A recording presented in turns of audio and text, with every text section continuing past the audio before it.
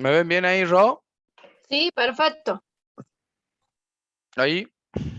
Sí, bien.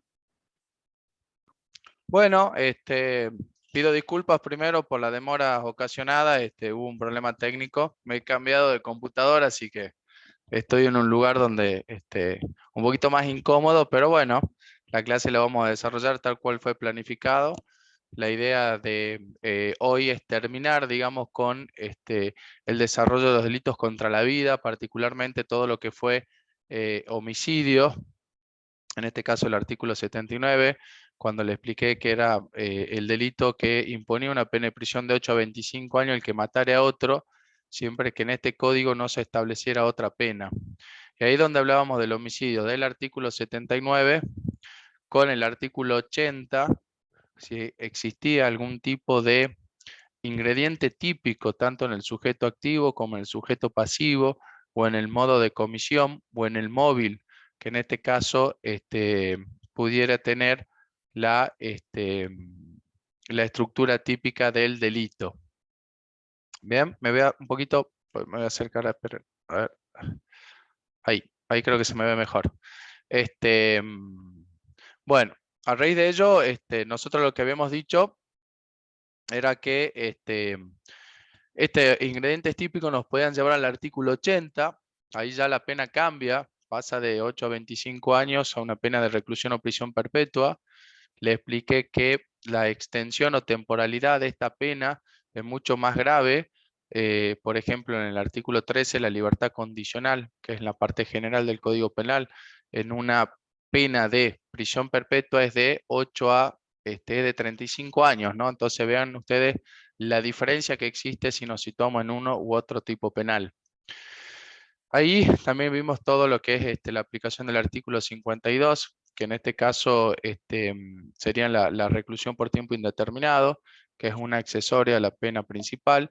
Y luego fuimos describiendo los incisos que están en el artículo 80, tanto el inciso 1, cuando hablábamos del ascendiente, descendiente, cónyuge, esto del vínculo, que es un vínculo sanguíneo, o del vínculo afectivo, cuando hacíamos hincapié, por ejemplo, en la persona con quien mantiene una relación de pareja, mediario o no convivencia. Entonces, como el legislador había ampliado estos tipos penales, este tipo penal en particular, este inciso, con una ley que es la 26791, que agregó modificaciones al 1, en este caso al 4 también, cuando vimos orientación sexual, identidad de género, su expresión, al 11, cuando hablábamos de femicidio propiamente dicho, que es la muerte de una mujer, que lo vamos a ver ahora, y el 12, que era el homicidio, el femicidio, disculpen, conexo transversal. De ahí fuimos desarrollando lo que era el concepto de ensañamiento, alevosía, veneno, otro procedimiento insidioso, ahí haciendo hincapié en cada una de esas hipótesis delictivas típicas que califican al homicidio, en el ensañamiento ese dolor, ese sufrimiento más allá del necesario para ocasionar la muerte, esa ultra finalidad que el sujeto tenía que tener en el tipo subjetivo, o sea, dolo más una intención de causar un sufrimiento deliberado. Cuando hablábamos de alevosía, hablábamos de esto, ¿no? De ese ataque premeditado en muchas ocasiones, proviene de un proceso previo de premeditación, y esto de la alevosía como una situación donde el sujeto activo del delito actuaba sobre seguro, sin riesgo, y cuando hablábamos de veneno, otro procedimiento insidioso, lo que significaba la insidia como un concepto subrepticio, ¿no? Como un concepto de ocultamiento, como una situación donde se da la insidia dentro de lo que es la característica del veneno. Así que, bueno, a partir de ahí nosotros, esa hipótesis delictiva del inciso segundo ya quedaba configurada. Luego fuimos a precio, promesa remuneratoria, donde expliqué básicamente la diferencia que hay entre uno y otro. El autor intelectual del delito, hablamos del instigador del artículo 45, precio, hablamos del pago, una suma de dinero, promesa remuneratoria, lo que podría llegar a obtener el sujeto activo del delito con posterioridad al hecho. Pasamos al 4, placer, que era matar por placer, era ese motivo fútil, prácticamente hacerlo sin tener un móvil determinado. Hablamos de codicia como un móvil económico, como el exceso o el excesivo apetito de riquezas. Cuando hablamos de recelos religiosos, como tipificábamos de la norma de la convención la Convención, en este caso contra el delito de genocidio, ¿no? Que había sido aprobada allá por 1940 prácticamente, en esa década, donde en la Convención de Ginebra se incorporaba un tipo penal particular, el Estado argentino, haciendo, digamos, haciendo referencia a ese tipo penal, tomó el odio racial y el religioso. Y a partir de ahí, cuando hablábamos luego de género, o la orientación sexual, identidad de género, su expresión, hacíamos hincapié en la reforma de la ley 26791, sobre todo esto de la cuestión relacionada al género, ese odio al sexo, ¿no? Masculino, femenino, cómo podría ser la muerte de una mujer a un varón, de un varón a una mujer, de una mujer a una mujer, de un varón a un varón, siempre teniendo presente esto, ¿no? El odio al sexo opuesto, o sea, el odio al sexo en general. Y luego empezábamos a si tenía orientación sexual, si era bisexual, homosexual, si era pansexual, que es una categoría que también entra dentro de la orientación sexual, heterosexual también. Luego hablamos de identidad de género, que era cómo se autopercibe ese sujeto, su expresión, ¿no? Hablábamos de transvestis, transgéneros, transexuales. En definitiva, siempre en el inciso 4 hay un móvil que es el odio a, digamos, toda esta situación que puede tener el sujeto pasivo, ¿no? Sexo, orientación sexual, su identidad, su expresión, su calidad religiosa, su raza, su pertenencia a determinada raza. Entonces, ese elemento subjetivo tiene que estar, digamos, como una intención ultra finalidad dentro de del tipo subjetivo. O sea, el dolo es la intención de matar, pero matar por, digamos, el odio al género, la orientación sexual, identidad de género, etcétera, etcétera. Por un medio idóneo para crear un peligro común, lo comparamos con el 186, sobre todo la parte de incendio, inundación y explosión. Hacíamos la diferencia, ¿no? Cuando la muerte como resultado es buscada de su comienzo por el sujeto activo utilizando un medio idóneo para crear un peligro común, que son de aquellos delitos contra la seguridad pública del 186. La diferencia es que en el 186 también se puede producir la muerte, pero en ese caso en particular, el incendio, explosión o inundación se realiza sin la intención de ocasionar la muerte, pero se produce producto de esos fenómenos que el sujeto ha puesto en marcha. Y luego con el concurso premeditado de 2 o más personas, nosotros ahí, yo le había dicho concurso premeditado, ojo con el número. Cuando hablábamos de 2, estábamos haciendo hincapié en una situación. Cuando hablábamos de 2 personas, estábamos haciendo hincapié en una situación que teníamos que contar con el comienzo del artículo 80 cuando dice el que matare. Entonces, el que matare del comienzo del artículo 80, haciendo hincapié, digamos, en el inciso sexto, con el concurso premeditado de 2 o más personas, nos da una totalidad de 3. Cuando hablamos de concurso, hablamos de voluntades, premeditación como de algo planificado, como algo querido, buscado. Para eso los sujetos no solo había un acuerdo, sino una forma determinada de llevar a cabo ese homicidio.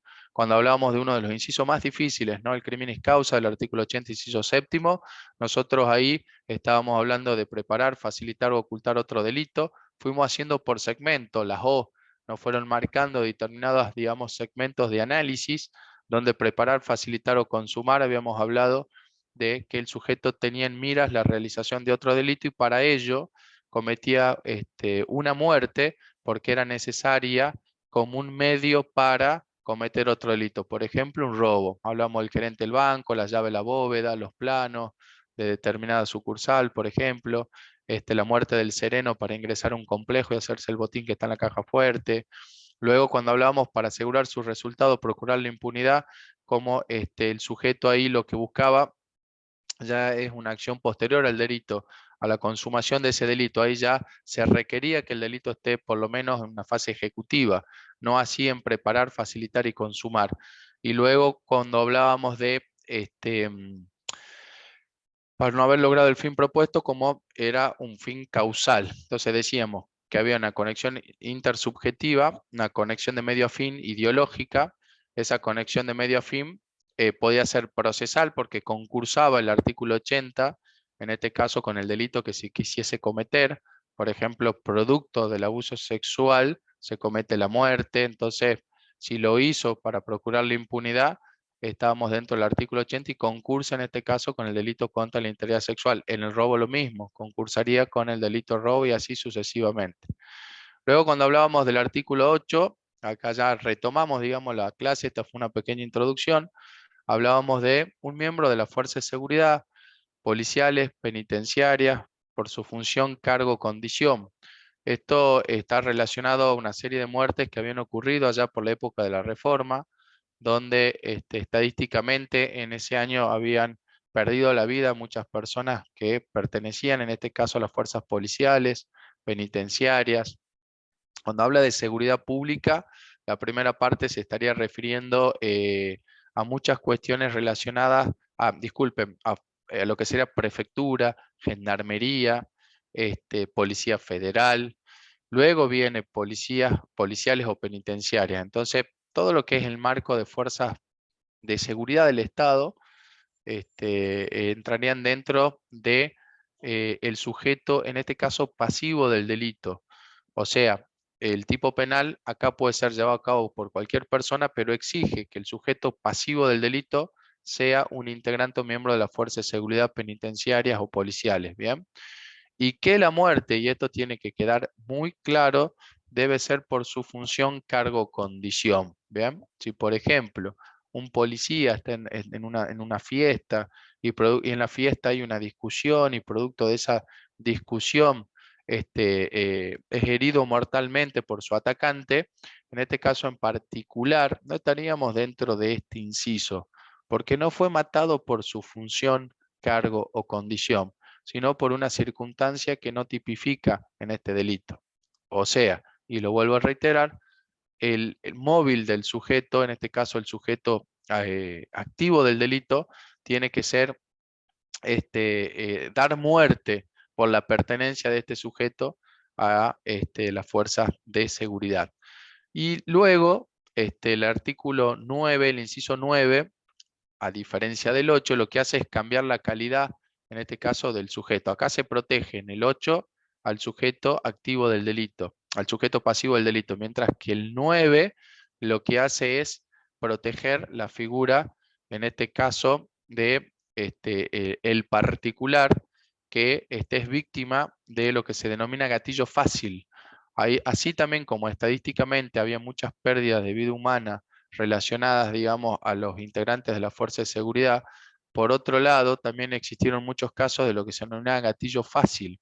Y esto hizo que si alguna de las personas que pertenecen a la fuerza de seguridad, sin respetar los protocolos correspondientes, sin respetar, digamos, las normas de uso, de acuerdo a las circunstancias particulares del caso de sus armas de fuego, dan muerte a una persona, ya sea un civil, puede ser un asaltante, puede ser alguien que esté en una situación de flagrancia, en persecución, en un procedimiento, en un allanamiento, pero siempre, siempre, siempre debe quedar claro que es abusando de su función o cargo.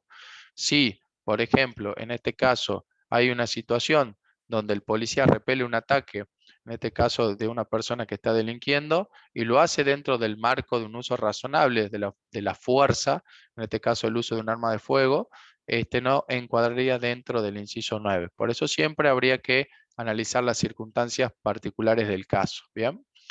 El inciso 10 no tiene mucha importancia porque es incorporado por el Código de Justicia Militar. La cátedra, todos esos artículos prácticamente no los vemos. Y de ahí pasamos a dos artículos que son muy importantes en la reforma. Nosotros cuando hablamos de la reforma, en este caso la ley 26.791, habíamos dicho que el inciso 1, 4, 11 y 12. Son clave que lo conozcamos, sepamos, digamos, básicamente todas estas variantes que ha incorporado el legislador argentino, sobre todo en el inciso 11, donde se da muerte a una mujer y el hecho es perpetrado por un hombre en lo que se denomina contexto de violencia de género. Entonces, acá, así como fuimos analizando los diferentes tipos penales de acuerdo a determinada calidad que se exigía en el sujeto pasivo o en el sujeto activo del delito, por ejemplo, el inciso primero, por ejemplo, en este caso en el 8 y el 9, acá también se exige, ¿no?, que el sujeto pasivo sea una mujer. Bien, en este sentido, por principio de legalidad, se entiende mujer, y entraría o no, está en la discusión doctrinal, hay dos bibliotecas respecto a la identidad de género y su expresión, ¿no? O sea, cómo uno se autopercibe para entrar dentro del 11. Algunos autores establecen que debe ser una mujer de sexo femenino, otros establecen que no, que puede ser no solo la mujer, sino también de acuerdo a la identidad de género su expresión. Por un principio de legalidad, básicamente, se exige la condición de mujer. Máxima taxatividad legal. En este caso, podría quedar encuadrado en otro de los incisos, pero no particularmente en en respeto a lo que es el artículo 18 de la Constitución Nacional, cuando habla del principio de legalidad. Y ahí el hecho, o sea, tenemos sujeto pasivo, mujer. Por otro lado, tenemos sujeto activo, un hombre. Bien, entonces la acción del hombre contra la mujer. Y en el medio tenemos que demostrar dentro del tipo objetivo de este artículo, debemos demostrar, y de este inciso en particular, que hay una situación de violencia de género. Así lo exigió el legislador en la ley 26.791. Concepto de violencia de género que luego se fue desarrollando en distintas leyes posteriores, ¿no? Sobre todo la ley para prevenir y sancionar la violencia contra la mujer. Hay un concepto de violencia de género que comprende o engloba todo tipo de violencia: violencia física, violencia emocional, violencia económica, violencia sexual, entonces violencia psíquica. Entonces, en este caso, todo eso, todo ese contexto, yo lo debo probar para poder intimar este inciso de esta figura. O sea, no solo la condición del sujeto activo y la condición del sujeto pasivo, sino que dentro del tipo objetivo debo demostrar que mediaba una situación de violencia de género. Así lo exige la ley 26.791 cuando lo incorpora este inciso 11. Este sería el clásico concepto de femicidio, liso y llano.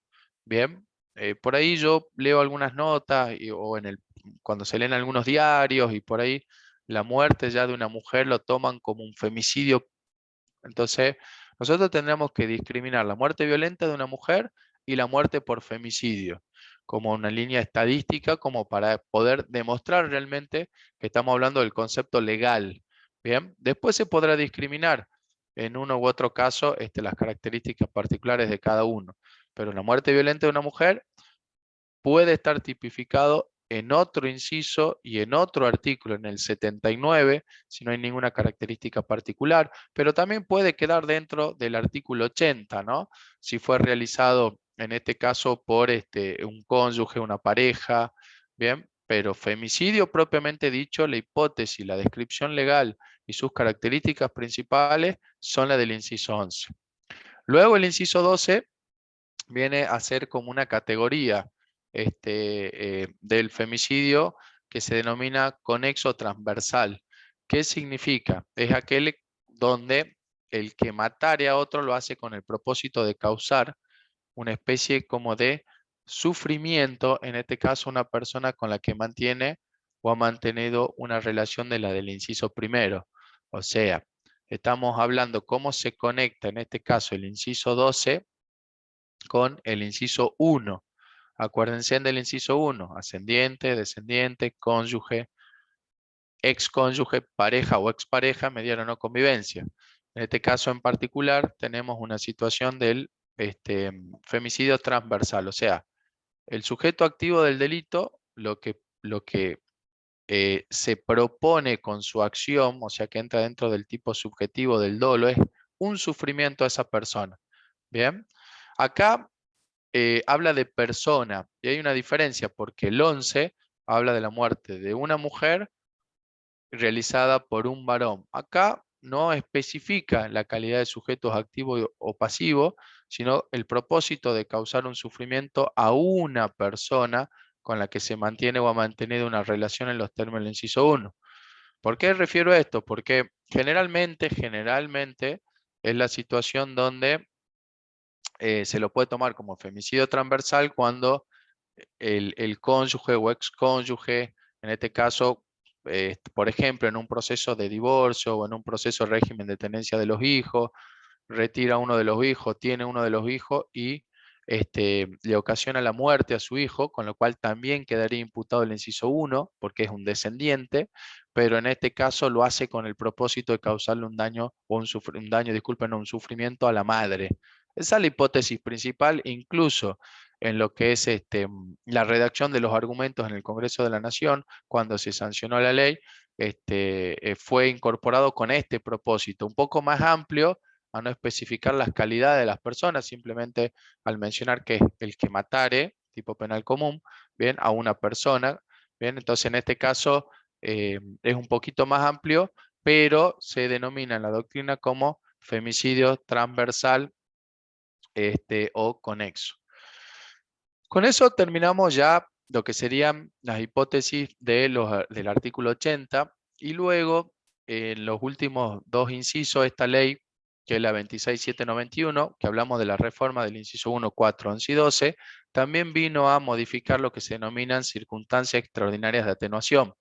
Estas circunstancias extraordinarias de atenuación son aquellas que pueden incidir en el momento, digamos, del análisis de la culpabilidad del sujeto, teniendo presente que existieron, digamos, previo a su acción homicida, ciertas circunstancias que pueden de alguna manera menguar su culpabilidad o pueden contemplar una menor culpabilidad que en otros casos en particular. Esto generalmente se daba en situaciones donde había malos tratos seguidos, una relación de pareja, agresiones. Está comprobado que era una relación conflictiva, una relación donde, por ejemplo, el hombre continuamente, el esposo o el cónyuge o la pareja continuamente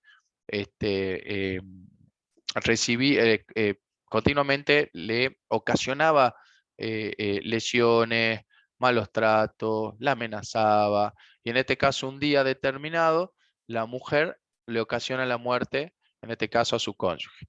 Entonces, quien defiende ante esa situación en particular quedaría dentro del artículo 80, inciso primero. ¿Por qué? Porque es un cónyuge, o sea, estamos ante un homicidio calificado. Entonces, una defensa técnica trataría de demostrar para, de alguna manera, atemperar esa responsabilidad, esa culpabilidad con respecto a ese hecho, circunstancia extraordinaria de atenuación. O sea, trataría de demostrarle al juez que durante el transcurso del tiempo sufrió agresiones constantes, amenazas, lesiones, que existían denuncias en la policía, que había, digamos, todo un marco de violencia previo, que a esta persona, a esta mujer, un día determinado, ¿correcto? Por un hecho determinado, tomó la determinación de quitarle la vida, en este caso, a su esposo. Entonces ahí la defensa técnica va a demostrar esta circunstancia extraordinaria de atenuación que no es tan definida en la ley, sino que es un concepto normativo. Cada caso en particular habrá de determinarse si las mismas influyeron o no, o pueden ser tenidas en cuenta o no, para el análisis de la culpabilidad, en este caso de la mujer. Si eso se llegase a probar, la pena, que es de 8, que es de reclusión o prisión perpetua, quedaría en un marco de punibilidad de 8 a 25. O sea, no está llevando la pena del artículo 79 del Código Penal. Bien. Tiene una salvedad. O sea, si venimos de alguna manera en el espíritu de la 26791 poniendo énfasis en la violencia en el género, en la identidad de género, venimos poniendo énfasis en lo que es, digamos, la cuestión afectiva del artículo 80, donde hay un vínculo en pareja o expareja, y ponemos énfasis en el 11 y el 12, el legislador lo que hizo también en las circunstancias extraordinarias de atenuación, no tener en cuenta, en este caso, generalmente a los actos de agresión del hombre contra la mujer. Bien, y si existió un contexto de violencia de género, ese sujeto no podría, digamos, de alguna manera quedar encuadrado dentro de estas circunstancias extraordinarias de atenuación. Ahí terminaríamos lo que era el artículo 79, figura básica, el que matare a otro, y luego yo les dije la agravante del artículo 80, y ahora pasaríamos a los atenuados. Los atenuados están contemplados, estos homicidios, en el artículo 81. Como artículo 81 la pena es de 3 a 6 años o de 1 a 3 años, al que matare a otro, ¿correcto? Encontrándose en un estado de emoción violenta. Este concepto de emoción violenta es un concepto que debe ser analizado palabra por palabra y nosotros ahí debemos, de alguna manera, entrar en un estudio crítico para poder demostrar que el sujeto activo del delito, o sea, el que está ocasionando la muerte, lo está haciendo en un momento en que su capacidad reflexiva, en un momento en que su capacidad de análisis, en donde pierde de alguna manera los frenos inhibitorios porque se encuentra en un estado determinado. Bien, la palabra estado indica, digamos, una situación particular. Bien, una situación que es que atraviesa al sujeto y se incorpora a ese sujeto en un momento determinado. Y dice de emoción. Bueno, o sea, ya vamos diciendo que es un estado en que se encuentra, en el que está atravesado el sujeto emocional. Bien, emocional significa un estado de ánimo, ¿no? La emoción, algo que surge en el sujeto. Emoción no es sentimiento, ¿no? Porque el estado emocional, acá vamos a hacer hincapié en que la emoción tiene que ser violenta. Un estado emocional violento no es, digamos, compatible con un estado de ira porque el sujeto era temperamental. O sea, no estamos viendo estados que puede tener el sujeto previo, digamos, a este hecho, ¿no? O sea, por ejemplo, las personas que son celosas, las personas que rápidamente entran en un estado de ira, que son de alguna manera como poco, a ver, poco reflexivos o no tienen, digamos, un temperamento tranquilo, sino que son violentos. No. Acá lo que se debe probar es en un momento determinado, que en la comisión del hecho, un estado de emoción que es violenta. Y violenta significa que algo que irrumpe de repente en el sujeto. O sea, el sujeto está ante una situación que lo conmueve en su ánimo, en su estado, lo provoca, queda emocionalmente perturbado, es violenta, digamos, la irrupción de esa situación, ¿bien? Y comete, en este caso, el hecho homicida. Por ejemplo, hay un clásico que es explicado en todas las universidades con respecto a una situación particular de la persona que encuentra en un momento determinado, por ejemplo, a su mujer siéndole infiel, no sé, con un amigo, siéndole infiel con alguien que alguien conoce. Entonces, de repente, esa situación en particular le quita la vida a ese sujeto, por ejemplo. Entonces, la defensa nuevamente, así como en la circunstancia extraordinaria de atenuación, que debemos probar circunstancias previas al hecho, acumulativas, circunstancias que se van sumando y demuestran un contexto previo al hecho. El estado de emoción violenta es un momento del hecho, es un momento que debemos probar no remontándonos a situaciones anteriores, sino al hecho mismo, a ese momento donde la emoción del sujeto sufre un cambio de estado y queda en una situación de emoción violenta. ¿Bien? Obviamente que esta primera parte me requiere que las circunstancias hicieran excusable. Hicieran excusable no el homicidio, sino la conducta. El homicidio nunca es excusable. La conducta es lo que tiene que ser excusable, o sea, de alguna manera comprensible. Excusable significa que de acuerdo a cómo ha sido la naturaleza del hecho y esa cuestión fáctica que ha provocado en el sujeto esa irrupción en su ánimo que lo coloca en una emoción violenta, tiene que ser un hecho capaz, idóneo para provocar esa situación.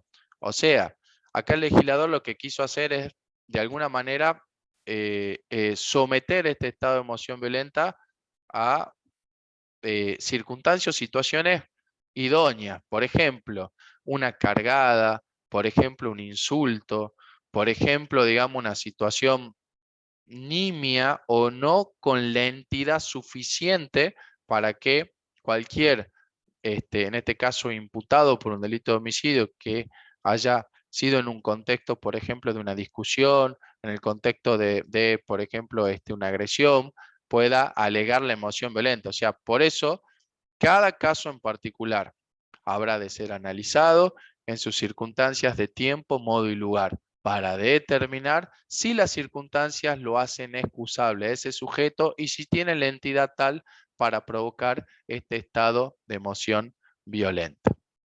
En torno al 81, que en este caso es los homicidios atenuados, el inciso segundo habla de una fórmula típica que es distinta a las fórmulas típicas que ustedes vienen viendo, ¿no? Porque tiene una conjugación de lo que es dolo más culpa. Cuando me refiero a dolo en la parte subjetiva más culpa, estamos hablando de una conformación compleja, en este caso de la tipicidad en lo que se denominan los tipos penales preterintencionales. Tipos penales que requieren, por un lado, que el sujeto tenga el dolo de causar un daño en el cuerpo o en la salud. Daño en el cuerpo o en la salud, dolosamente, o sea, tuvo la intención de provocarle un golpe, en este caso a la víctima, ¿bien? Pero producto de ese golpe, produce la muerte de la víctima. Muerte no querida. Ojo con este dato. O sea, por eso se da una situación de dolo, o sea, el sujeto tiene intención de agredir a la víctima, de causarle un daño en el cuerpo o en la salud, pero no quiere la muerte de esa persona. Pero producto del golpe, esta se produce. Nuevamente, así como el estado de emoción violenta requiere circunstancias excusables, aquí el homicidio preterintencional que conjuga dolo más culpa, o sea, dolo de lesión, y culpa en torno al homicidio, ¿correcto? Tiene que tener un medio que no debía razonablemente ocasionar la muerte. ¿Qué significa esto? Que, por ejemplo, si yo tengo un arma de fuego y disparo contra la víctima al solo fin de producir una herida de arma, puedo representarme básicamente que el arma es suficientemente idónea para quitar la vida. Entonces, en este caso, la utilización del arma o el medio, ¿correcto? No me permitiría a mí, en este caso, si soy el autor del hecho, intentar defenderme, en este caso ante un juez, explicando un homicidio preterintencional, porque el juez me diría, pero señor, usted ha empleado un arma de fuego, accionó su mecanismo y disparó en contra de la víctima. ¿Cómo puede usted pensar de que este disparo no tenía la entidad como para ocasionar la muerte? El medio tiene razonablemente la capacidad para producir la muerte. Entonces ahí no podría yo, en este caso, alegar un delito preterintencional y quedaría encuadrado en el artículo 79 con la agravante del 41 bis, tal como lo vimos el otro día, que es la utilización de un arma de fuego. Ahora, ahí en particular, nosotros en el análisis del medio, no debemos siempre tener en cuenta si el medio fue utilizado para matar, si el medio está capacitado para matar, sino cómo el sujeto lo usó en este caso. Porque, por ejemplo, en una misma agresión con arma de fuego, si yo en vez de dispararle a la víctima, o sea, con el arma de fuego dispararle, bien, la utilizo con la culata, pegándole un culatazo en la cabeza, y resulta que producto de ese culatazo, el sujeto cae contra el cordón y pierde la vida. Sí podría yo discutir respecto al delito preterintencional, explicando que mi intención fue golpearlo con el arma, no dispararle. Pero el arma, razonablemente es un medio idóneo para ocasionar la muerte, sí, pero en el modo que lo estoy utilizando, en este caso en particular, no. Entonces siempre debemos analizar también no solo la idoneidad del objeto que se utiliza, del medio, sino cómo lo utilizó, en este caso, el sujeto activo del delito. Y ahí está la clave para poder empezar y entrar en el análisis y quedar encuadrado dentro de un delito de homicidio preterintencional como homicidio, en este caso, atenuado. Luego viene la figura del artículo 82, 83, la verdad que no tiene mucha importancia porque nosotros, más allá de la conjugación que pueden existir de la remisión del artículo 82 al artículo 80, inciso 1, o sea, por ejemplo, de aquel que matara a otro encontrándose en un estado de emoción violenta, pero ese otro, sea un ascendiente, un descendiente, un cónyuge, bien, ahí eleva el tipo penal de 10 a 25 años. Pero más allá de esta relación que puede haber entre un homicidio atenuado y un homicidio agravado, mediante esta cláusula de remisión que es del 82, a la cátedra, al doctor Albo, lo que más le interesa es que conozcamos bien la conformación típica del homicidio en estado de emoción violenta y la conformación típica del homicidio preterintencional.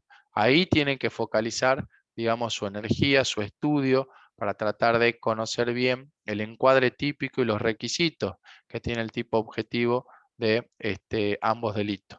Está claro que cuando hablamos de homicidio hablamos de figuras dolosas, eso ya lo aclaramos el otro día, o sea, con un tipo subjetivo doloso, y explicamos que cuando la finalidad es la acción homicida, pero tiene algún tipo de ultrafinalidad, el odio racial, religioso, por ejemplo, el odio al género, ese debe estar dentro del tipo subjetivo. Todas las figuras de homicidio son dolosas, salvo cuando veamos la bolilla 4, el homicidio culposo o imprudente del artículo 84, relacionado también a las lesiones imprudentes o culposas del artículo 94, que eso vamos a ver después en otra bolilla en particular. Quiero aclarar esto para que ustedes lo tengan en cuenta, porque ahí lo que vamos a ver, más allá de que estemos hablando de un homicidio, bien, por culpa o imprudencia, lo que queremos ver nosotros, porque así lo marca la cátedra, es la estructura típica para que ustedes identifiquen los delitos culposos. Entonces se aglutinan estos en una bolilla en particular que serán desarrollados más adelante. Con esto hemos terminado los delitos contra la vida, básicamente el 79, el 80 y el 81. A partir de ahí, el delito de aborto es un delito que va a ser estudiado en otra bolilla en particular y se incorpora, digamos, a esta bolilla lo que son las lesiones. Y ahí nosotros lo que debemos tener en cuenta son las lesiones como protección. Como protección el legislador fue, digamos, de alguna manera protegiendo primero al sujeto en lo que es la vida, o sea, en su bien jurídico vida, ya explicamos ese bien jurídico, y luego las intensidades, como se puede de alguna manera poner en peligro dañar, en este caso, a una persona, en su honor, en su integridad sexual, pero también en su, digamos, integridad física. ¿Vean? O sea, sin llegar a ocasionar la muerte, el sujeto activo del delito puede llegar a causarle a ese sujeto un daño en el cuerpo o en la salud. Bien, entonces el legislador acá con menor intensidad y escala punitiva, lógicamente por un principio de proporcionalidad, el resultado es un resultado menos lesivo, contempla en el artículo 89, en el artículo 90 y en el artículo 91 lo que son las lesiones. Bien, lesiones leves, lesiones graves y lesiones gravísimas. Ahí lo que nosotros debemos ver primero es que el que marca la pauta de estos delitos son de lesiones, es el artículo 89, porque este tiene la fórmula que luego ha de repetirse en el artículo 90 y después en el artículo 91. En este caso en particular, la fórmula que debemos estudiar típica, que forma parte de la estructura objetiva del tipo, es el daño en el cuerpo o en la salud. Bien, coma, daño que no esté previsto en otra disposición de este código.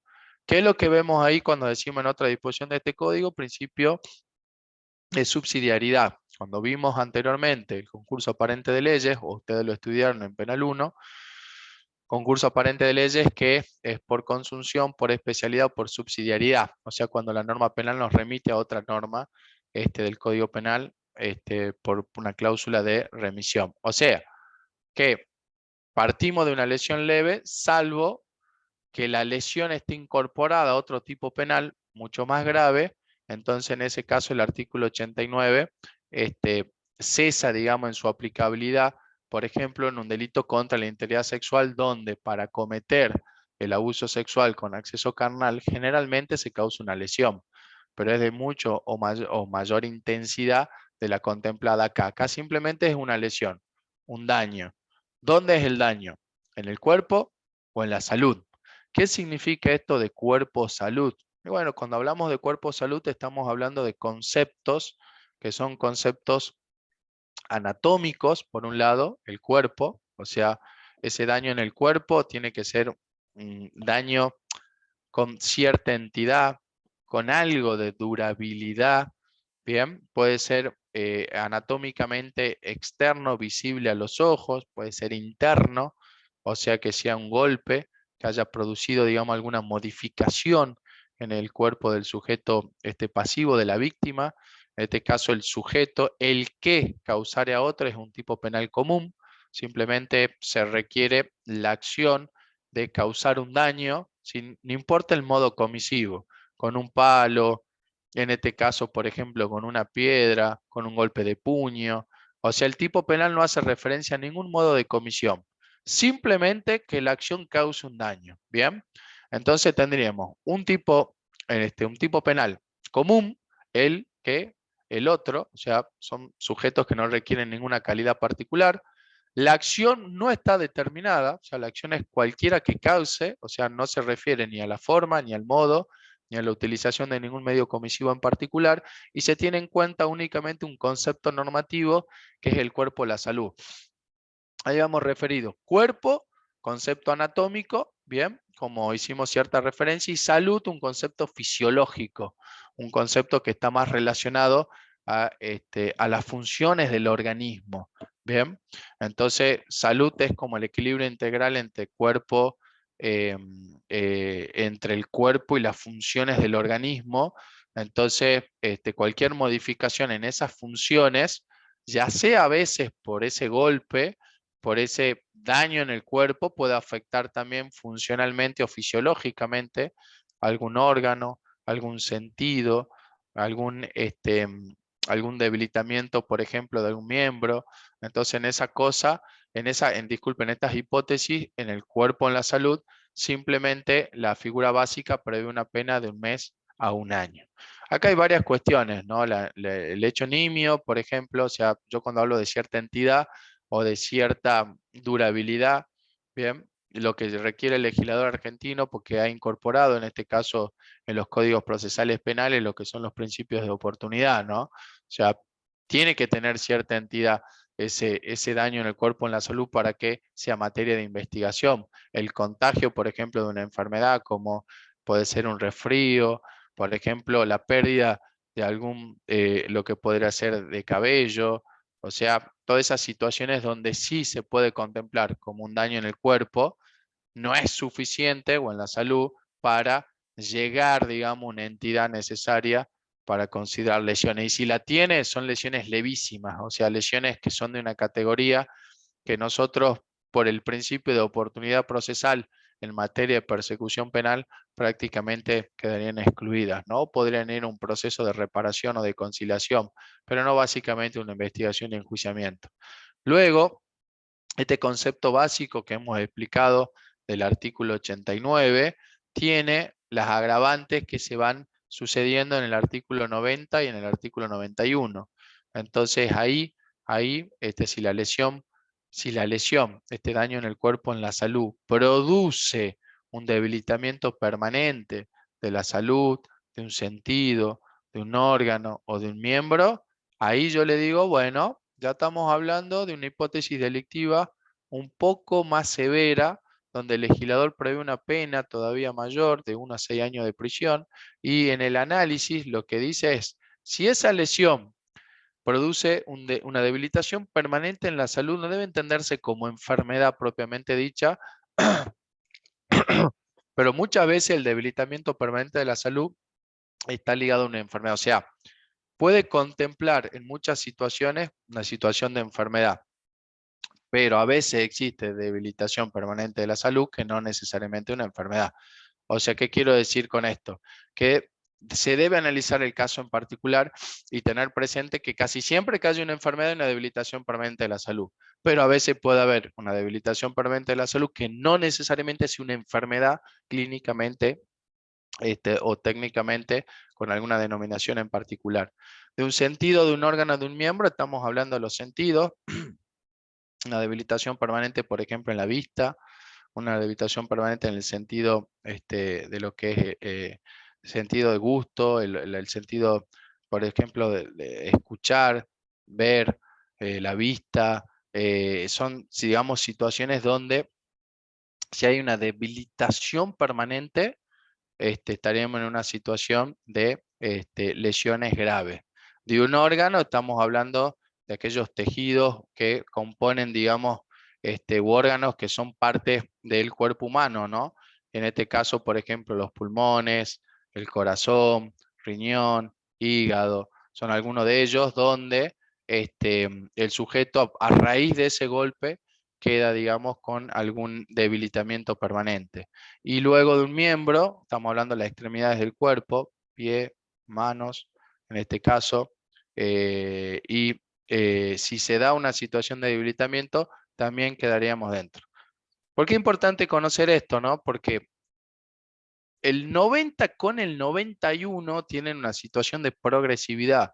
O sea que si se da la misma acción de causar un daño, en este caso, y ese daño no produce una debilitación permanente de la salud, de un sentido, de un órgano o de un miembro, sino que produce la pérdida, ¿correcto? De un sentido, de un órgano o de un miembro, estaríamos ante lesiones gravísimas del artículo 91. Conocer que estas situaciones hipotéticas de debilitamiento y de pérdida nos pueden encuadrar en el artículo 90-91 es lo que la cátedra quiere que tengan en cuenta ustedes como para que mínimamente puedan discernir entre una figura de culpa, disculpen, de lesiones graves con una figura de lesiones gravísimas. Bien. Luego, retomando el 90, porque ahí sí se hace este juego, digamos, entre el 90 y 91, nos quedaría la dificultad permanente en la palabra. Estamos hablando como la función o la capacidad para poder expresarse a través de ella. Esto significa que esta dificultad permanente en la palabra no le permite al sujeto expresarse de la manera que lo venía haciendo hasta el acontecimiento dañoso, de haber puesto en peligro la vida del ofendido. Digamos, tiene una crítica, porque el concepto no está delimitado básicamente, no delimitado, sino no está especificado qué significa poner en peligro la vida del ofendido, porque cualquier lesión, cualquier ataque contra la integridad física puede llegar a poner en peligro la vida del ofendido, en este caso de la víctima, pero no hay un parámetro. Ese parámetro se ha ido construyendo doctrinaria y jurisprudencialmente, ¿no? O sea, ¿qué? ¿Tiene que estar internado? ¿Tiene que estar en coma? No, sí, ¿qué es? Pues ya una tentativa de homicidio, más que la vida del ofendido. Entonces, delimitar, digamos, el concepto puesta en peligro de la vida, y bueno, se tendrá que construir en base a las circunstancias particulares del caso, ¿no? O sea, que esa lesión realmente, no por la característica del hecho, por la característica de la lesión, sino que el sujeto realmente haya estado en una situación de peligro para su vida. Por lo tanto, definirlo va a depender de las circunstancias de cada caso en particular. Bien, que lo vienen utilizado para el trabajo por más de un mes es un concepto donde la doctrina había puesto dos situaciones o hipótesis diferentes. Por un lado, esa capacidad habitual para el trabajo habitual del sujeto, teniendo presentes las actividades que desarrollaba o podía haber desarrollado hasta el día del hecho, o digamos un concepto general de trabajo, ¿no? Haciendo hincapié, digamos, en una situación general del sujeto para desarrollar cualquier tipo de actividad que en este caso sea relacionada, digamos, a actividades que el sujeto puede realizar en su vida diaria, habitual, no habituales, sino laborales o no, con respecto a esta situación. Es general, o sea, si tiene trabajo, son sus tareas habituales, es su trabajo el que viene desarrollando, pero si no tiene trabajo, la capacidad general para realizarlo es lo que se tiene en cuenta, esa incapacidad que si una persona desocupada, igualmente esa lesión que lo ha postrado en la cama, que le produce cierto tipo de incapacidad como para movilizarse, le produce una incapacidad general, ¿no? Y general que tiene un límite temporal que es el mes. O sea, si es más de un mes, 31 días o 32 días, 33 días para arriba, más de un mes calendario, en este caso entraría encuadrado dentro del artículo 90. Pero si la incapacidad que determina siempre en una hipótesis de investigación, cuando queremos tipificar en el artículo 90, es a través de una pericia, un médico, en este caso un médico legista, que es especialista en la materia, determina que el sujeto tuvo una incapacidad o tiene una incapacidad para desarrollar sus tareas habituales o sus tareas de trabajo, ya sea genéricas, generales, específicas o particulares, 20 días, 15, 10 días, nos remite al artículo 89 porque no alcanza en este tope que nos está pidiendo, en este máximo que nos pide de mínima el artículo 90. Bien, tener en cuenta esto, ¿no? Porque ahí la cantidad de días nos sitúa arriba o abajo, ¿no? Nos lleva al 89, nos baja al 90 y nos vamos a ir viendo de acuerdo a lo que el médico legista, después de las revisaciones médicas correspondientes, determine en su informe técnico, que es elevado en este caso al fiscal, que es elevado en este caso luego, también la defensa puede tener sus peritos y determinar si la lesión tuvo o no, digamos, o le produjo al sujeto o esta inutilización para el trabajo superando el mes. Bien, y la deformación permanente del rostro, una situación más de rostro, ahí se entiende, digamos, lo que es desde la barbilla, la punta de la quijada, hasta, digamos, el término continental de la frente, hasta las orejas, bien, todo lo que es la extensión total del rostro. Y una deformación permanente sería una cicatriz, sería, digamos, algún golpe que produce una modificación anatómica en ese rostro. Por ejemplo, que la nariz quede con una situación de deformación, que quede afectada por ese golpe, o la cicatriz que puede quedar para siempre, digamos, en la piel de una persona, en su cara, se entiende como deformación permanente del rostro. Algunos autores han querido ampliar esto a toda una zona, digamos, que puede ser rostro, alcanzando, digamos, toda la parte del cuello, bien, la primera parte del pecho, entendiendo que si el legislador tuvo en cuenta acá una cuestión estética, ¿no? O sea, cómo esa herida, esa deformación permanente del rostro le causa a ese sujeto activo del delito, a ese sujeto pasivo del delito, a la víctima, eh, le causa de alguna manera una afectación en su figura, en su estética, en su composición corporal, ¿no? Ante terceros, ante la familia, bueno, inclusive si tiene alguna situación de trabajo en particular, esa afectación queda de alguna manera permanente digamos, en el rostro, y el legislador lo que ha hecho es tipificarlo dentro de una lesión grave. Luego, cuando terminamos el artículo 90, viene el artículo 91, donde las lesiones ya son lesiones gravísimas. Y estas lesiones gravísimas es si, lo dijimos en un primer momento, el otro es debilitación permanente, en esta es pérdida. ¿De qué? Ya lo explicamos, de un sentido, de un órgano, de un miembro, ¿bien? Y ahí va jugando con una entidad mayor. Por ejemplo, cuando hablábamos de la inutilidad permanente, en el otro era, por ejemplo, inutilidad permanente para el trabajo, y en el otro era, por ejemplo, la inutilizabilidad para el trabajo, inutilidad para el trabajo por más de un mes. Acá es permanente. En el otro, un debilitamiento permanente, en un sentido, un órgano miembro, acá es la pérdida. Bien, entonces noten que la lesión gravísima impone una pena mayor. Pasamos de la grave de 1 a 6 a 3 a 10, y justamente todas las afecciones que hemos visto al cuerpo o a la salud que hemos descrito, acá se ven, digamos, potenciadas en mayor gravedad. Entonces, básicamente, que ustedes sepan distinguir una de otra, se daría por analizado el tipo penal del artículo 90 y del artículo 91. No me queda más, no sé, Rosy, me queda algo más para dar. Yo quiero abrir un poco el espacio a las preguntas. No he tenido posibilidad de poder... No, ahí termina. no he tenido posibilidad de conversar con ustedes. Básicamente abro un espacio para las preguntas. Son las 5. ¿La clase a qué hora termina, Ro? ¿5:30?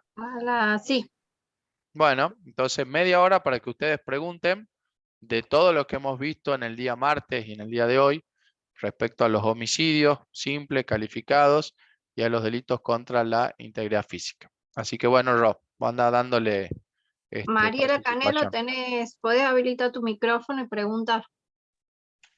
Bueno, gracias. Quería preguntar al doctor cuando hablaba sobre el tema. ¿Se me escucha, verdad? Sí, perfecto. Yo sí, Bien. perfecto. Cuando hablaba, Doc, del tema de, en el caso de, a ver, el inciso, cuando tiene que ver con el cargo-función, el 8, Sí, 88. Usted refería a una situación de, estaba en una fiesta, matan a una persona que también era policía. sí. Pero podría darse en esa situación los dos tipos, digamos, dos situaciones que podía ser que no supiera la persona que era policía o que sí, y por eso también lo mata. ¿Podría también A ver, incluirse ahí? si no sabe que es O sea, policía, no, no queda dentro del tipo penal. O claro, sea, claro, no, no. acá no solo debe conocerlo, sino que debe matar por eso. O sea, el Claro, móvil del hecho lo mato porque es policía. Típico ejemplo, por ejemplo, de delincuentes que durante el robo descubren que es policía y se ponen en una situación de matalo, matalo, es Rati, pum, y lo ejecutan. Bien, entonces en ese caso nosotros estaríamos ante la muerte de una persona perteneciente a la fuerza de seguridad, pero cuya acción de ocasionar la muerte tuvo su origen por la función, cargo o condición que desempeña. ¿Esto qué significa? El móvil fue matalo, matalo, es Rati. Bien, supongamos que en este caso el delincuente no sabía porque la persona estaba de civil, porque estaba transitando en su moto particular, que era un policía, nada, no se identificó durante el hecho como policía, no hubo ningún indicio que haga sospechar en este caso al asaltante que era policía y le quita la vida, no queda dentro del artículo 8. ¿Por qué? Porque no está matando a la persona por su función, cargo o condición, sino que lo está haciendo en un homicidio en ocasión de robo, que en todo caso el artículo 165, que ustedes van a ver un poco más adelante cuando nos toque dar delitos contra la propiedad. Entonces, debe quedar claro que la intención del sujeto activo cuando ocasiona la muerte de la víctima por el inciso 8 lo hace basado en que esa persona es de las fuerzas de seguridad policiales o penitenciarias y justamente por esa condición lo está matando. ¿Está claro? sí. Bueno, sí, sí. O sea, pero podría ser como un motivo secundario. O sea, primero se empiezan a pelear por lo que sea, un vaso de alcohol, lo que sea. Sí, Pero en segunda instancia él también sabe que es policía, a pesar de que no está en funciones ni esté con el uniforme. sí. Igual entra en el 8, No, ¿no? A pesar no. de que sepa que es policía, No importa, yo puedo saber que es policía, pero no lo estoy matando porque es policía, lo estoy matando porque porque es le tiró un policía. beso a mi señora, le estoy matando porque, no sé, quiso bailar con mi novia, lo estoy matando por celo, lo estoy matando por otro móvil, otra motivación, por otra Ujú. finalidad. Está claro que el inciso 8, en este caso lo debo matar porque por su condición. O sea, lo mato porque es policía, no lo mato porque estoy celoso, porque en esa misma fiesta Bien, donde él estaba de saco y corbata, de traje, le he dicho, no sé, a mi pareja de que estaba linda. Entonces, en ese caso en bien, particular, lo que me motiva la acción homicida, en este caso, es otro móvil. Si durante la pelea, al último, yo le digo, y ahora te mato encima porque sos policía y lo ejecuto, epa, ahí sí podemos quedar adentro. ¿Estamos de acuerdo o no? O sea, la pelea comienza por otra situación en particular, ya en estado de indefensión, queda en el piso, saco el arma de fuego y le digo, y encima ahora porque sos policía te mato. ¡Pum! Un tiro. Bueno, ahí sí quedas dentro del inciso 8. ¿Está claro? Bien. Sí, sí, profe. Otra preguntita, la última. La En que quieras. relación bueno, al 80-12 de Sí, venganza transversal, sí. es homicidio, ¿verdad? Homicidio transversal. No necesariamente, porque, no sé, tal vez yo haya escuchado mal, escuché femicidio transversal, no, porque puede ser un Generalmente, hombre o una lo que mujer. pasa es que yo le expliqué ahí que el de la redacción, digamos, de los fundamentos de la sanción de la ley en el Congreso, en este caso en la Cámara de Diputados, el miembro expositor, que no me acuerdo el nombre ahora quién había sido el diputado en particular, la idea esta era de tipificar el caso que siempre ustedes han leído en los diarios, ¿no? O sea, eh, el caso donde, por ejemplo, el padre o la pareja que ha perdido la tenencia de los hijos, están en un proceso de divorcio y por vengarse, por causarle un sufrimiento, digamos, en este caso a esa pareja, quita la vida de los hijos. O sea, hubo muchos casos conocidos. Acá en Tucumán uno se llamaba Fusileri, donde una persona que era enfermera, mediante un bisturí, le quitó la vida a sus dos criaturas en medio de un proceso de régimen de tenencia que estaba teniendo con su marido de divorcio, y en este caso podemos hablar del inciso 12. Yo lo que expliqué acá es que el fundamento era el femicidio transversal, porque el clásico ejemplo, si hay 10 casos, 9 están realizados por el hombre que le quita la vida a los hijos en venganza de su mujer que lo está dejando, que está en que se quiere divorciar, que se quiere separar, que están en una pelea por el régimen de los bienes. Entonces, para hacerle daño, para causarle un sufrimiento, quita la vida del hijo. Esa fue la idea de este inciso. Lo que pasa es que no está en este caso en particular, especificando con respecto a la calidad del sujeto activo y pasivo. El 11 dice mujer y dice la muerte por un hombre, entonces tienen sujeto activo hombre, sujeto pasivo mujer, violencia de género. Entonces es el femicidio. Acá contempla el femicidio transversal, pero también la muerte puede ser como en el caso este que yo le estoy contando, que está dentro de la jurisprudencia tucumana, que es un caso reconocido, que fue llevado a juicio oral, donde fue condenada esta persona, ¿correcto? Porque en este caso también puede ser la pareja mujer que realiza la misma acción contra su hijo para vengarse, en este caso, de la pareja hombre que lo está dejando, del varón que lo está dejando. Entonces, en este caso en particular, puede ser uno y otro, pero en la mayoría de los casos es un femicidio transversal, donde el hombre, en este caso el varón, por una situación, digamos, de venganza, para causar un sufrimiento, bien, retira al hijo del colegio, lo lleva a un determinado lugar, le quita la vida, bien, deja una carta donde dice ahora ya no lo verás nunca más, no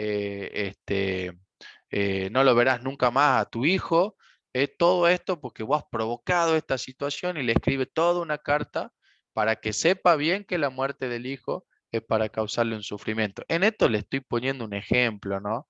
Un ejemplo clásico de lo que es esta situación. Puede ser otra, pero particularmente este sería el ejemplo del femicidio transversal. Bien, ¿vos me decís homicidio transversal? Sí, porque puede ser cometido también Claro, por la es, mujer en contra del hombre. Puede ser cometido por un hombre para su pareja que también es hombre. Puede ser claro. cometido entonces, el sujeto activo no está determinado en el sujeto pasivo. Bien, para ser femicidio tiene que ser el varón contra la mujer. Bien, Claro. Bueno, sí, doctor, gracias. ¿se entendió? Sí, sí, sí. O sea, Bueno. si digo homicidio transversal, está bien. Sí, por favor, está re bien. Listo. Ese fue Perfecto. la Gracias. naturaleza de la incorporación de este inciso a través de la reforma de la ley. Sigamos. ¿Quién más quiere Muchas gracias. preguntar?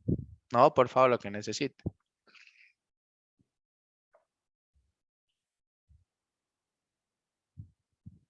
Ro, vos decime quién Habilitar las preguntas, por favor. Sí, perdona. Gianela Vanega está en la biblioteca, no te puede preguntar, no puede hablar, pero está escuchando la clase. Dice que quiere que le expliques la última parte del inciso 7 del artículo 80, el crimen es causa. La última parte del inciso 7. Sí, Cuando yo hablé del inciso 7, le dije que había dos conexiones. Una conexión final y una conexión causal. La final, o sea, es cuando el sujeto comete un homicidio para realizar otro delito. O sea, hay una conexión subjetiva entre el hecho de la muerte para favorecer la comisión de otro delito. ¿Bien? La parte final del inciso séptimo es por no haber logrado el fin propuesto al intentar otro delito, con lo cual ahí no hay una conexión final entre el homicidio como medio para cometer otro delito, sino hay una conexión causal. ¿Por qué? Porque el sujeto al cometer otro delito y no haber logrado el fin propuesto, o sea, no obtuvo el botín, por ejemplo, la planificación no era lo que esperaba, se dio con algún tipo de obstáculo en su planificación delictiva y no pudo lograr el fin que él pensaba al entrar a la casa de la víctima, ¿qué hace? Producto de eso, ejecuta, digamos, a la víctima. Entonces, ahí hay una conexión causal, que es no haber logrado el fin propuesto. En todo el resto del articulado del inciso séptimo hay una conexión final, hay una finalidad, es matar para. Acá mató por, o sea, mató por no haber logrado el fin propuesto. Hay una conexión causal, que es diferente a todo el resto, que es una conexión final. ¿Está claro? ¿Quién sigue? después Gonzalo Díaz pregunta, quisiera saber si en el inciso 11 habría que discriminar entre muerte violenta de la mujer y muerte por femicidio, ¿es así? El inciso 11 es femicidio propiamente dicho. El femicidio propiamente dicho requiere estas características que hemos determinado, ¿no? Un sujeto activo hombre, sujeto pasivo mujer, y en el medio demostrar un contexto de violencia de género. Yo cuando dije muerte violenta de una mujer, estaba hablando de cómo se clasifican, digamos, los femicidios de otras muertes en general de las mujeres, ¿no? No relacionadas a una situación de violencia de género previa, subsistente o concomitante al hecho. ¿Y por qué refiero a esto? Porque, por ejemplo, producto de una discusión de tránsito, dos vehículos chocan, uno conducido por un varón, otro conducido por una mujer, ambos descienden del vehículo, se produce una discusión, el sujeto digamos, se entra a una escala beligerante, empieza a subir la discusión a tonos y de repente agarra, no sé, algún elemento contundente, golpea a la mujer y le quita la vida. Entonces, la pregunta sería, ¿esto es femicidio? Esto clasifica en el inciso 11.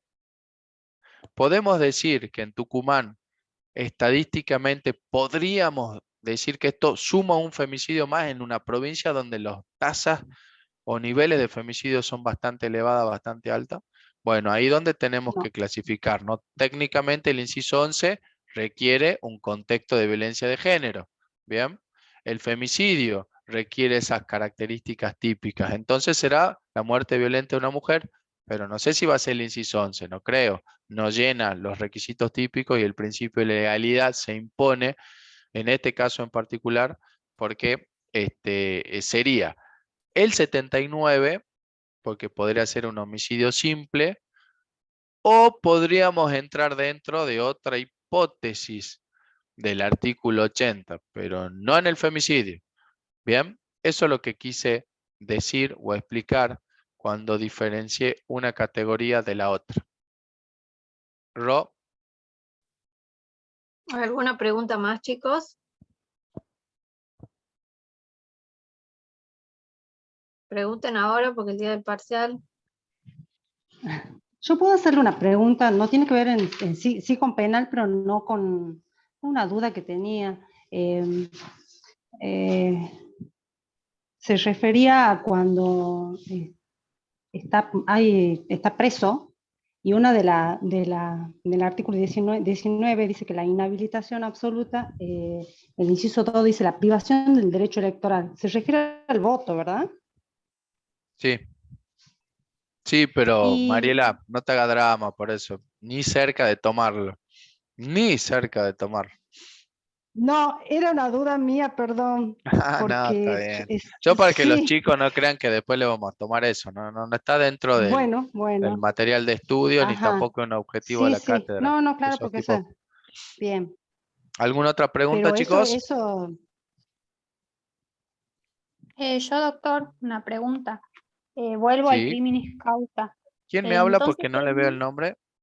Liana soy yo. Eliana, muy bien, bienvenida, dígame. Con respecto al criminis causa, es decir, Sí. se mata par o por algo, ¿sería un doble dolo, doctor? Porque se están cometiendo dos delitos en una situación, en una misma situación. No, no existe un doble dolo. No, no, básicamente es un solo dolo. Perfecto. El primer dolo es eh, el dolo de matar. O sea, básicamente el tipo subjetivo es uno solo, ¿no? Lo que pasa que cuando nosotros hablamos de una ultra finalidad, estamos hablando no solo de la voluntad, en este caso, y el conocimiento de los elementos del tipo objetivo que conforman el dolo, o sea, el querer el resultado, el querer llevar a cabo la acción, sino también que el sujeto quiere llevar a cabo la acción con una finalidad particular, ¿no? Dentro de un análisis que se te va a hacer en forma conjunta, uniforme. Lo que pasa que pedagógicamente, para demostrar, digamos, aquellos tipos penales donde hay una ultrafinalidad, donde el sujeto, si bien en la conducta es dolosa, pero está matando por odio racial, religioso, un odio al género o a la orientación sexual, lo que nosotros queremos es que se distinga eso como un elemento que forma parte del tipo subjetivo, o sea, es doloso, es intención oculta, quiso causar la muerte con una finalidad particular. Es un solo análisis, un solo dolo, pero pedagógicamente es como que nosotros le decimos dolo más esta intención de, no son dos dolos, es uno solo, pero que requiere una conformación específica porque esa motivación del sujeto para llevar a cabo la acción lo está colocando dentro de un tipo penal agravado como el artículo 80, con todo lo que significa, ¿no? Por su gravedad, por su pena de prisión perpetua y porque es, digamos, dentro del Código Penal, uno de los delitos más graves. Entonces, nosotros tenemos que, digamos, una situación de reproche penal, demostrar, por ejemplo, quienes formamos parte de la acusación en el Ministerio Público Fiscal, de que ese sujeto tenía esa intención y tuvo ese móvil al momento de llevar a cabo su conducta homicida. A eso me refería en particular. Perfecto, gracias. Muchas gracias. Ro, ¿alguna otra pregunta?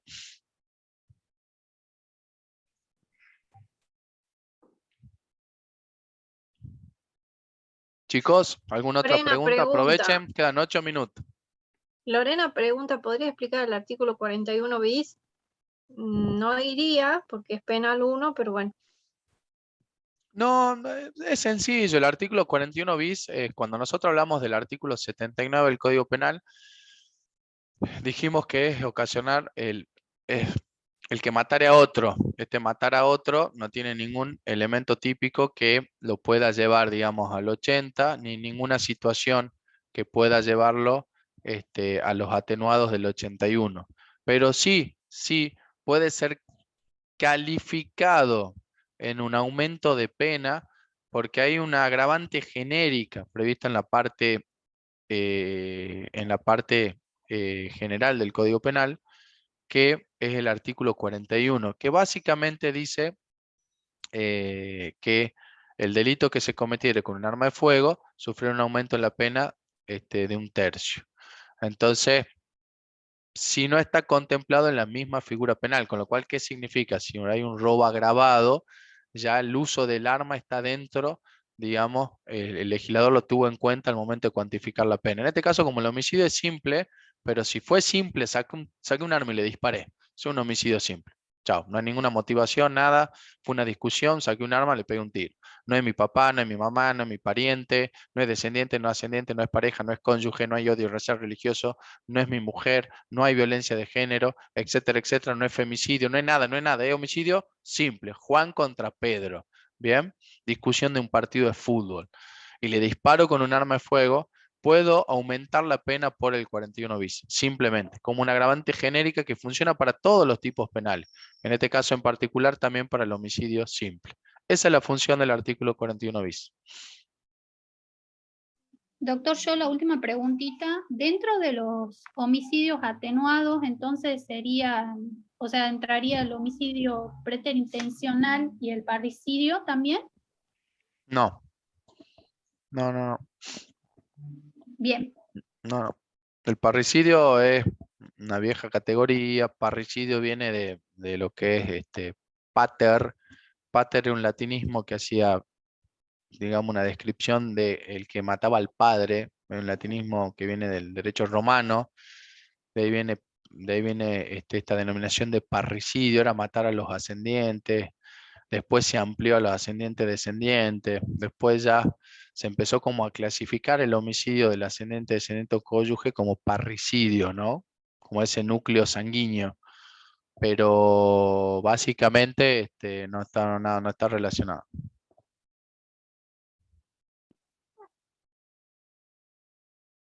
¿Alguna otra pregunta? Quedan 4 minutos.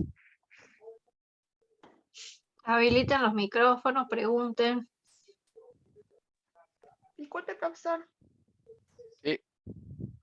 ¿Me podría explicar el artículo 80, el inciso 3 y 5, por favor? Oh, tengo que volver todo de vuelta, todo entero. ¿Qué no has entendido? Contame a ver el 3 del 5. Pues si no lo tengo que dar entero de Ese vuelta. sería el inciso 5. El inciso 5, por ejemplo, el cónyuge, a ver, se están separando, viene el sujeto, en este caso viene a ver la pareja y quiere matar, digamos, a su pareja que se encuentra dentro de su casa, está durmiendo y no tiene mejor idea que tirar nafta, digamos, en todo el alrededor de la casa y prende fuego. ¿Bien? Se produce un incendio.